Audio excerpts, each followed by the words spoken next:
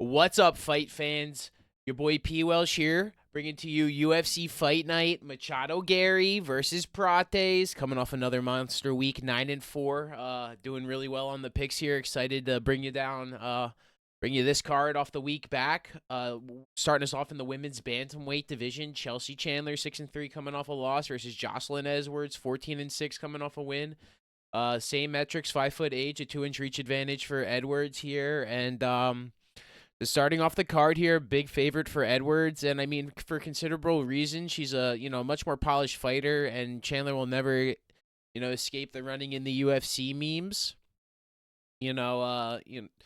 Both women 3-2 in their last five. Chandler 5 years older, and I think this is just an Edwards spot. I think Chandler's win condition is kind of taking her down, controlling the fight, and not allowing Edwards to get her on the feet. But I think Edwards is athletic enough. I think she's going to start her on the hands, and we all kind of question Chandler's toughness at the end of the day. Now, if I'm betting Edwards, I don't think so. But I think she's alive for potentially even like a guillotine submission, maybe. Like if Chandler just comes bull rushing to try and like prove something, maybe Chandler's got a slick submission. I mean, Edwards has a submission move in her. I'm not really exactly like too fond of that. She does have 4 on her resume, so there's a little variety in her game there, but I like Jocelyn Edwards for the pick. We'll keep it and move along, ladies and gentlemen. It was another fascinating fight here. We got Timmy Chuamba, featherweight division, versus Roberto Romero. 8-3 Chuamba versus 8-4-1 Romero. And yeah, I kind of like Romero in this one, leaning off the start. I think he just seems like a little bit of a bigger guy, denser guy for these athletic divisions. Sometimes I favor guys that are a little bit, I don't want to say lankier. Timmy's not like super lanky, but he's listed as a featherweight. Romero's listed as a lightweight. So 0-2 for Chumba in the UFC. Losses to Almeida and Okai. I mean, if you're losing to Lucas Almeida by decision, I'm not having too much confidence in your ability. I think Romero's got this. Roberto Romero. Close loss to David Onama, who's also on the card. He's pretty solid. So he did touch the chin there. I think if he touches Chumba's chin there, I think he could put his lights out. I think this was really interesting for a pick'em. My pick's got to be Romero here. I just think that's the X factor, is that like level of explosiveness. And I mean, look at the competition that he's fighting. Onama is way higher of a skilled fighter than Lucas Almeida. You know what I mean? If you're losing to Lucas Almeida and you're supposed to go fight David Onama for just imagine if they put the fighters against different guys. I think Romero starches Almeida, so we'll go Romero there, baby. Boom. Moving on to the women's strawweight, we got Jacqueline Amorin, 9-1, coming off a win versus Paulina Viana, excuse me. 13-7 coming off a loss, 2-inch height advantage. And yeah, I think this is an Amorin spot. Amorin by submission. Viana, she was not impressive in her last fight, right? Lost to Jillian Robertson, lost to Lucindo, doesn't have good takedown defense. Yeah, this one, keep it short and sweet. Amorin by sub. I think you could probably just put this fight to finish by sub even too, just because like it even cover. But I think Amorin is just a better fighter. I just think it's these women's fights sometimes they're just also really one-sided. I think we kind of have two of those, and I think we can get a couple finishes, actually. I think the women have been throwing hands recently, and I think they've been putting matchups that give us like an opportunity for finish. So I think Amorin inside the distance, Amorin by submission, all kind of looking good here. Viana's got to really show something that we haven't seen in a long time against somebody that's just as good as the people that have been starching her. So GG's. Next up, we're in the bantamweight division, bro. I feel like we haven't gotten too many great bantamweights recently. Malcolm Wellmaker versus Cameron Siam. Wellmaker 8-0, making his UFC debut, standing 5'10", 71-inch reach against Cameron Siam, 9-2, coming off a loss to Peyton Talbot, 5'8", 67-inch reach. And man, this one's a little, I don't know. There's I think a few pick'ems on the card.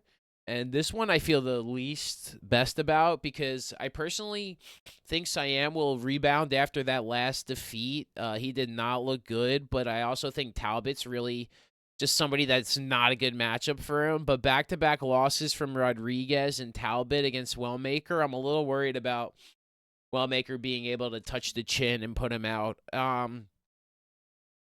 It's just that moment, dude. It's like it really worries me with him. I don't think he's, especially standing at the lesser. He's still pretty young now. Wellmaker's pretty young himself, right? Making his UFC debut. I mean, he's at 30.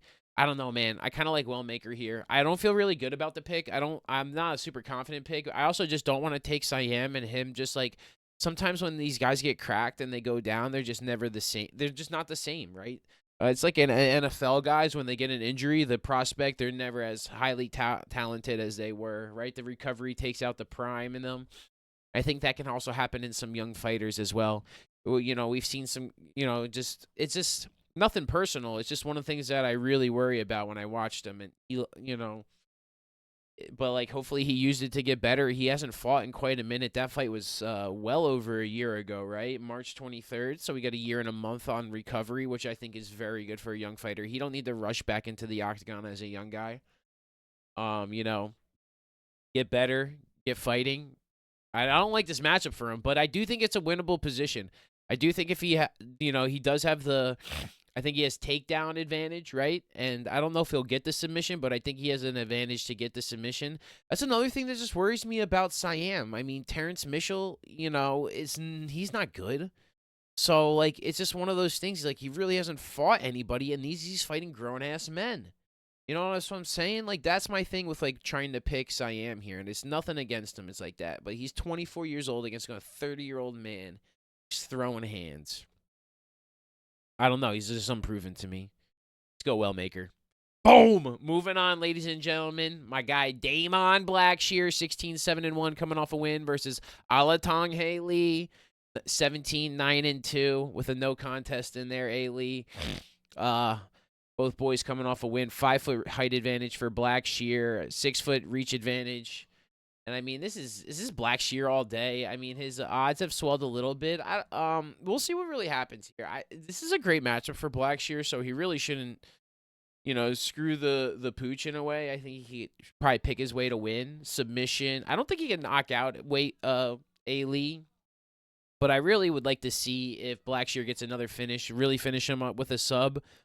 He probably should. I mean, Alaton could probably, he's really a wrestler. That was like kind of how he dominated his last fight, was like, he lost to he was losing to Marcos. He controlled the wrestling against Rodriguez. He couldn't, so Anglinger, like, again, one of the things that this is Ailey's, the best fight. What was that? Cancel. Am I tripping? Draw, was that, there's another, oh, that's who it was. Archie Lang, who was the guy that fought Marcos. Anyway. My bad. It was a Riki Lang, not Elatong Haley. My bad. But Blackshear by submission. It's got to be on live. Like, he got starched on the hand, so I think at any point he can try and take it to the mat. And then, his ground game is really next level. I think that loss to Montel Jackson, while it was, deservedly, it happened in 20 seconds. You just mark it off to the night. He didn't take a big beating. He took a straight left, and he went out. That's the end of the day. The loss to Batista, oh, well, I think if he fights Batista again, he might win 2 years later, So I really like Blackshear here. He's fought a lot of really talented people, and I think he's A, got to win. B, should, has a chance for another finish, and really, I think has a great submission game. So let's see how he wants to fight. I don't think I think if anything, Blackshear 2, Blackshear 3, I think he gets something late and, finishes out in style. Let's go Blackshear. I like him. Big fan. Here we go. Rebook here. Chris Gutierrez, 21-5-2 against John Castaneda. We've broken this one down a few times now. I feel like Castaneda's side pulled out twice, it seems like, were the reports.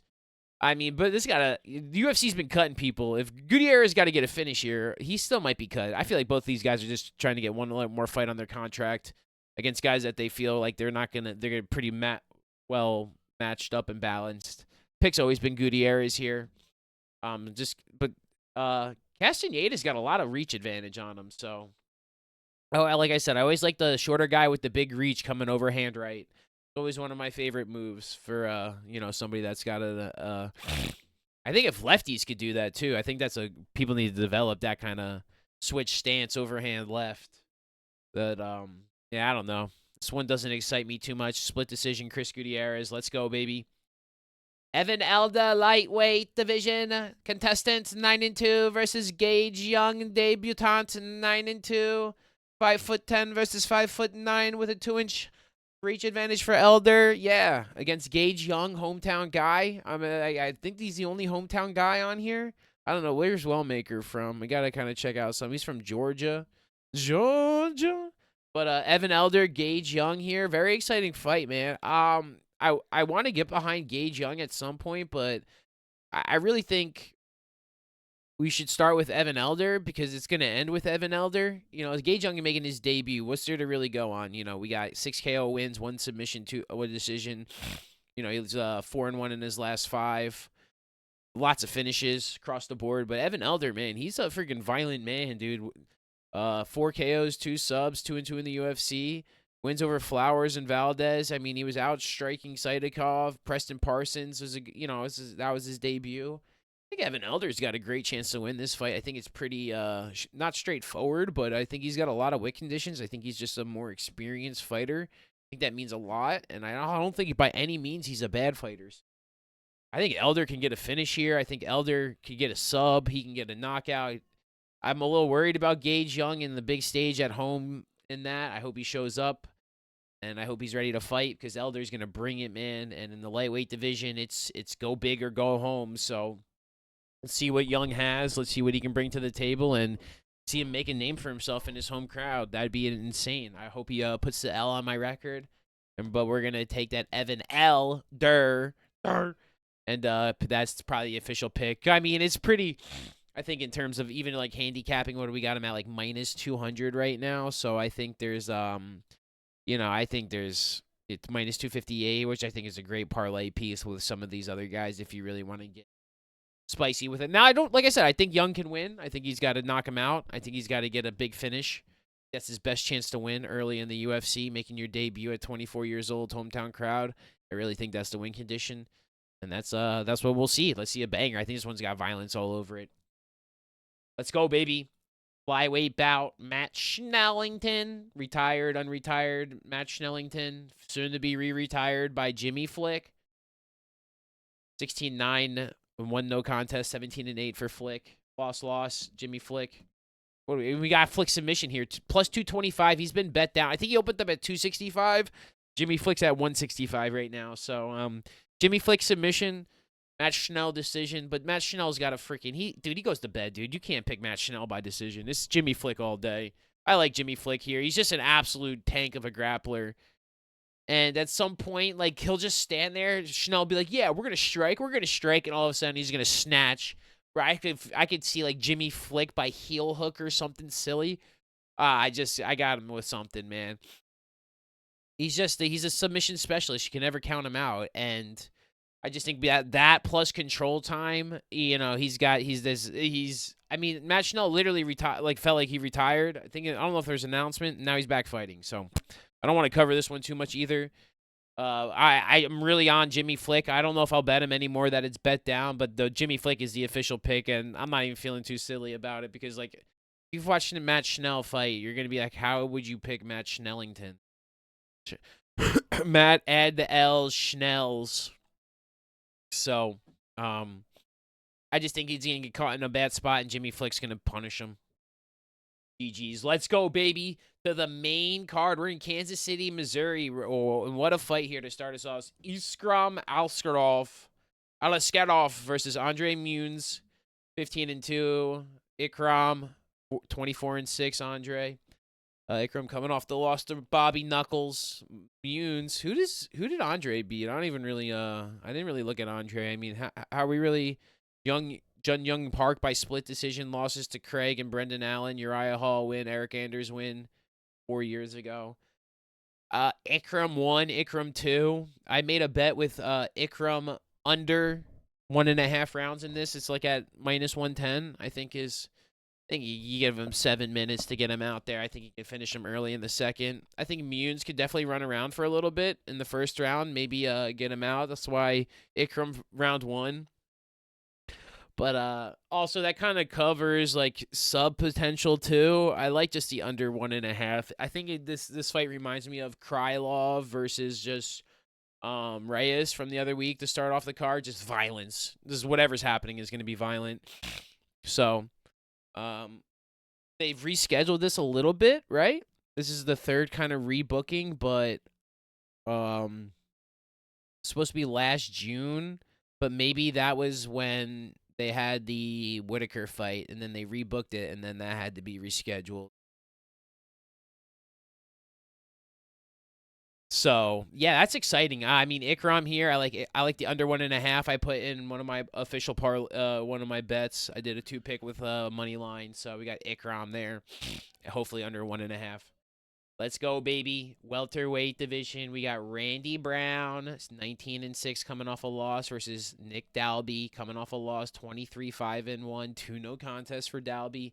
Brown off the loss to Brian Battle, excuse me, overweight Brian Battle, and Dalby, coming off the loss here, to Fakardinov, which was a very close fight, and probably ended up losing that. I think Fakardinov's got the decision gods on his side in the UFC after those 2 last ones. So I don't know, man. This one's very close. I want to say this one's going to go the distance because I think both guys are tough, and I don't really feel like Dalby gets finished. He's actually never had a finishing loss on his record, but is Randy Brown the guy to do it? There's a pretty big, height and reach advantage for Brown, but what happened last week? Dan Ige got in there and did a lot of damage too. I think Dalby can be hella active.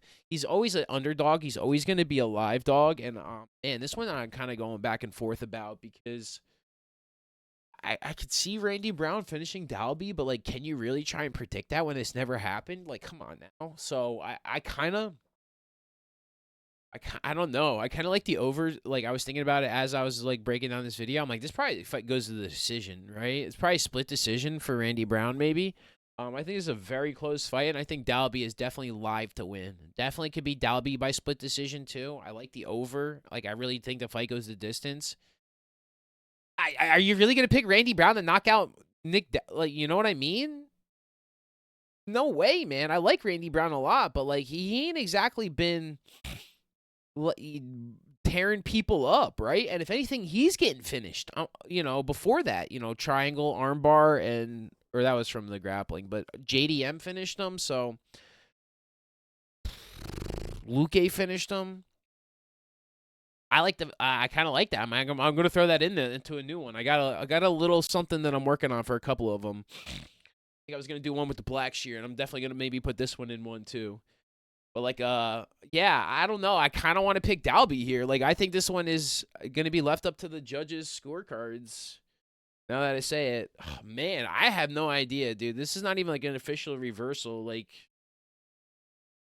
okay, here's the thing. I'm going to pick Randy Brown. I'm picking Randy Brown because I think the judges are going to give Randy Brown the win.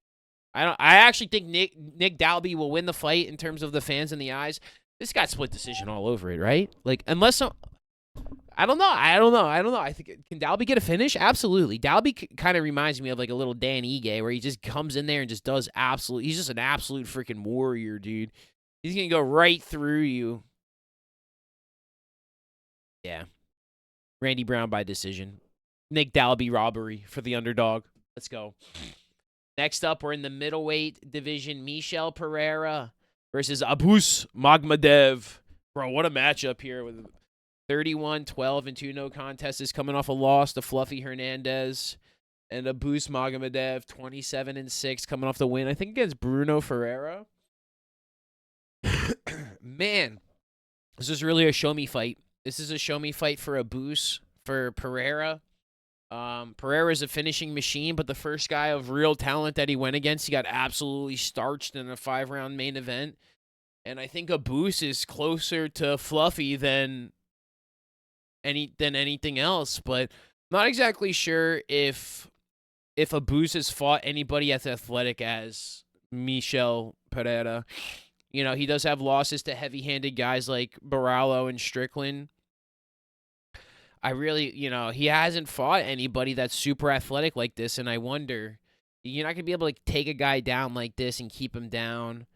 Um, man, this one I'm gonna just probably pick Michel Pereira, but this was a straight stay away fight because man, I don't I think a Boost is gonna win from range. I think Boost is gonna touch up this guy, and I kind of like I'm almost about to do the reversal here just because I think he might. I mean, I think both these guys' cardio kind of sucks, so I think a Boost is actually better.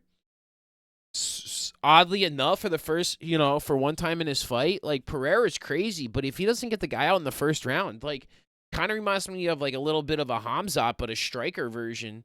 He does get crazy gillies too, 8 subs anyway. This is a massive like just finisher, dude. The guy does not really fight for a while, and honestly, I'm actually doing the flippo reverso. I'm going to Magmedev, a Boost for the win here. I think we're going to see a really class act performance here. I like him as an underdog, and I just think he has an opportunity. It's not one that I really think. I kind of thinking that it goes over, but I do think we can get like a late third round finish for a Boost here. I think he's going to put it on him, man. I think he's going to come in there. Dude, the guy is an absolute unit in the UFC, man. Like, and I think he's gotten a lot better. I think his cardio's gotten a lot better. I think he's training hell. I don't know. I'm just kind of speculating here, but man, the wins over that Michel has, Petrovsky, Olazechek, and Pateria, okay, they're not as good as they actually look. That they don't age well. Those guys are not exactly fighting. Olazechek is fighting like a monster. But I don't know, man. I'm kind of on the Boost train here. I think he's got to get it, man. He's got to get it right here, and this is a guy that can get got, right? Unfortunately, but this is also a guy that can get got. He's the Marshawn Lynch, So this one's a get got kind of fight. It's whoever you think's gonna get got is gonna got getting. Like, I don't know, man. Like, this is a low confidence pick. I do like a Boost here, so that's gonna be the official pick. But I can see myself taking massive L, looking silly here. Like, I could see him getting finished. I'm picking a guy, and I think he's actually probably got more of a chance to get finished than him. Actually, I don't even know. Like, this fight is straight like a great fight. One of the matchmakers, masterpieces here, because this is such a also like pinnacle moment in both these guys' careers. 34 for a Boost. I think Pereira is like 31, 32 this year, so he's also no spring chicken in terms of like you're not young, but still a lot of potential left. Where I kind of like Pereira, I think he's super athletic. That's another thing is like is a Boost going to be able to handle what this guy can do inside the octagon? Like that's where I think Pereira can actually get a Boost down and control him too, man. But I don't know, just gonna frick. Let's go a Boost. Let's go. I gotta move. 3 fights left, ladies and gentlemen. We're going to the featherweight division. Giga Chidzik, 15-4, coming off the loss to Arnold Allen versus David Onama, 13-2, coming off the win.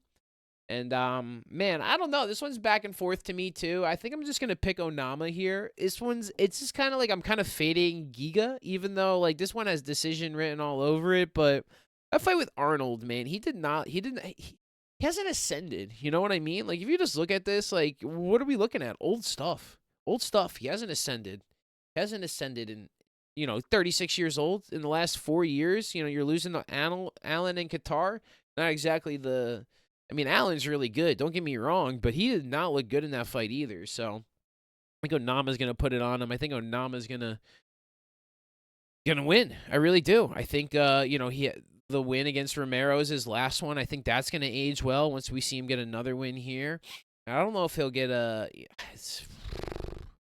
just a lot of good fights. Garrett Armfield, Nate Landon there, Gabriel Santos, Jonathan Pierce. I think he puts another one on him. This is definitely Onama's best guy. So I could see Giga winning here because he really hasn't fought anybody this talented, right?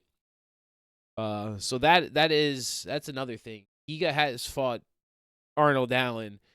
I almost want to do the reverse. These are some sweaty fights here. I'm really not even gonna lie, man. I could see a lot of decisions here coming on the main card because these guys match up super well against each other. So the last fight might be finished, but this one, This one's probably going to the decision. I kind of like Giga on the decision now that I talk. But I'm not going to talk myself out of Onama. I think Onama's got heavy hands. I think he'll do the damage to win the fight and kind of have that same win condition that Arnold Allen had. I think he's really going to put it on him with the cardio and really finish strong. 6-year advantage. And like I said, Giga's just not one of those guys. He's not high volume. He's not just going in there and he's kind of some of these small. I don't know. I just like Onama. Let's go, baby. Light heavyweight bout, ladies and gentlemen. Anthony Lionheart Smith versus Zhang Ming Yang.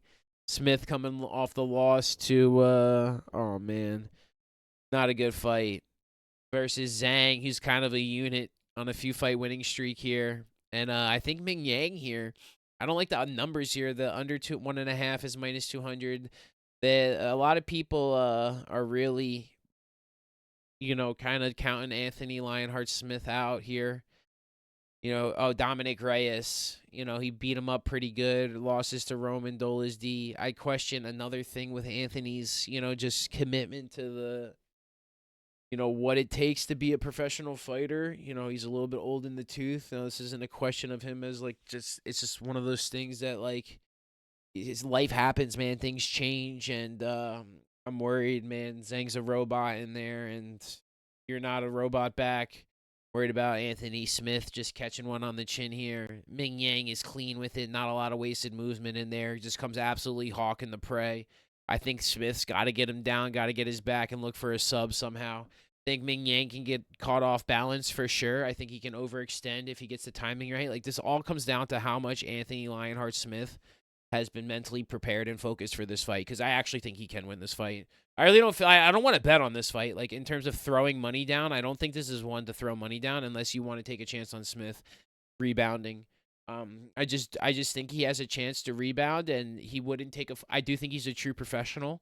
But life happens, and I think for people to ascend higher, they have to sometimes go down further, and that might be the Anthony Lionheart Smith story.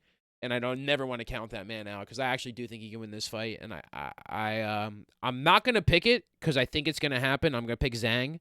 So reverse psychology, put the loss on the record. Anthony Lionheart Smith for the win. But yeah, Zhang Ming Yang is an absolute 1-2 unit. There's absolute haymakers and freaking might start my guy to his next path in life. But yeah, don't sleep on Smith though. Those are the times. I definitely think he's got way better ground game. He's got takedowns. If he can get the timing and keep him at distance, I think he's got a little, I think he can do pretty. I think he can handle his own, but it just comes down to what we believe Anthony Lionheart Smith's got in the heart tank. We know he's got heart, but when it comes into competing, I mean, I think he's gonna rebound. But you heard the psychology there. We're picking Zhang because we know Anthony's gonna win the heart game. But yeah, Ming Yang here. Let's go, baby, to the main event. Wow, ladies and gentlemen. Ian Machado Garry, 15-1, coming off the loss to Shavkat versus Carlos Prates, 21-6 on a tear. 4-inch reach advantage for Prates, 3.5 against Machado Garry, 2-inch height advantage. And I don't know. I think you see a lot of people getting on the Prates train here. I think you see a lot of people picking Prates, going Prates, and I don't get it, man. I don't get it. I think this reminds me of Volkanovski Lopes, and I know this is just in terms of, I just think Machado Garry is really one of the best fighters in the world. Am I a fan of him? Not particularly, not personally, but in terms of picking a winner of this fight, I don't know how you could actually go and pick Prates unless you're just kind of being a little bit objective by it and subjective. Kind of want Prates to win. He's got the plus money. There's things that don't like about Garry for sure, but in terms of what he brings to the octagon, bro is about the. Dude, arguably it was a close fight, man. Now, could he get knocked out? Absolutely. Tough fight against a potential champion contender. Definitely get knocked out afterwards. 100% can happen. Will it happen? I don't think so. He's got touched on the chin in that MVP fight. He didn't really go down, but MVP didn't really follow through. Prates is different, man. He is a different beast, but I also think this is the first time he'd be going 5 rounds. I think at some point Garry can take him down and win by submission. I think that's a cheeky way. Um, but man, this is an absolute banger of a fight. I think this is a Garry. I'm picking Garry. I'm a. This is what sucks. Like I am such a fan of Prates, but I can't pick him here because Ian is so freaking good, man. He in my opinion, he actually beat. Like, you say whatever the judges said. He looked better against Shavkat than Shavkat looked against Garry, right? Like if Shavkat finished Garry, that's what we needed to see for him to be that kind of that savage that he is. Garry held his own. Garry arguably had some good moments in the fight. I think unless he gets touched on the chin and put out by Prates, I think Garry wins by decision or submission. I don't know if he win by knockout. He's not really a big knockout artist, but I could see him. I could see him hitting him on the chin and taking them down in late 3, 4, 5. I think is really where we're gonna see Machado Garry shine. He's gonna ascend, and I think he's gonna weigh in for the he's gonna want to weigh in for the backup fighter for Bilal JDM. I think this is gonna be. I think Gary's putting an absolute stamp on the UFC in terms of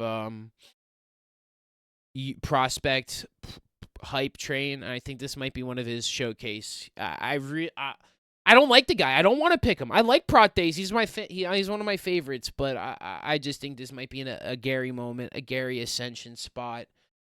I really think he's a really. I hate to admit it, man. I hate to admit it, bro, but like, guy is good. Guy is really good, man. Guy is really good. He's been active. He's been training. He's not been losing, and I think he's fired up, dude. I think he's fired up. I love Prates, man. I hope I'm wrong here. I mean, Prates fights for the belt. I mean, he has to fight for the. You know what I mean? Like, what does he do next? Shavkat? Like, I don't even know. Like, this is a crazy fight. That's why That's why I really think Garry wins. You know, I love Prates. I love him, but we're giving him Machado Garry after Magny, the Leech, Carlos Radke, Trevin Giles. How old is Trevin Giles? Well, he's only 32, but he's not a striker. He's not a striker. So let's cool the train here. Let's pick Garry. Like that's the pick, man. Minus 130. I don't think you'll ever get Garry odds like that again, unless he's fighting Shavkat for the belt. You know what I mean? I think this is an absolute Garry spot. Machado Garry makes me want to call him McGarry. But yeah, we'll do a quick little recap here. Remember, leave your picks in the comments section. 100% picks. I'll give you $100. Like, comment, subscribe if you made it this far. Thank you guys so much for watching. Trying to do good on the picks here. We've been killing it on the record. Excited. Trying to get even better and better and better and better and better. And you know, really just use just what you like, just experience and what you watch week in and week out, and what you see and kind of the matchups that they make in certain situations. And yeah, Prate's never been 5 rounds, and yeah, he can knock Garry out in the second round. And it's like, that's what I'll also say is like, that's my favorite thing is like, doesn't matter if the guy's never went 5 rounds like Patty. What if he finishes him in the 3rd round? It don't matter. You know what I mean? What if he just puts an absolute whooping on him? Right? That's what I'm saying for like Prates. Like, that's what I'm saying. Anytime those guys are like, oh, he's never been 5 rounds, it's like, yeah, we'll probably finish him in the 3rd round then, you know, 2nd round. So, but I really do think there's that Garry spot. I think he's going to look really good. Coming in on short notice, the guy's always ready to scrap and fight, and I really do think he's just such a polished mixed martial artist. I think he's going to really put danger into Prates and really, really frustrate him, have a good game plan, and execute. And if Prates wins, I'll be pretty happy. Don't get me wrong, ladies and gentlemen. So let's go Garry here. Let's do a quick recap here. We got Jocelyn Edwards, Roberto Romero, Jacqueline Amarine, Malcolm Wellmaker, Damon Blackshear, Chris Gutierrez, Evan Elder, Jimmy Flick, Ikram Alskarov, Randy Brown, Abus Magomedov, David Oyama, Zhang Min Yang, and Ian Machado Garry. Thank you guys so much for watching, supporting week in and week out. Hopefully you enjoy the fights, man. Peace and love, everybody.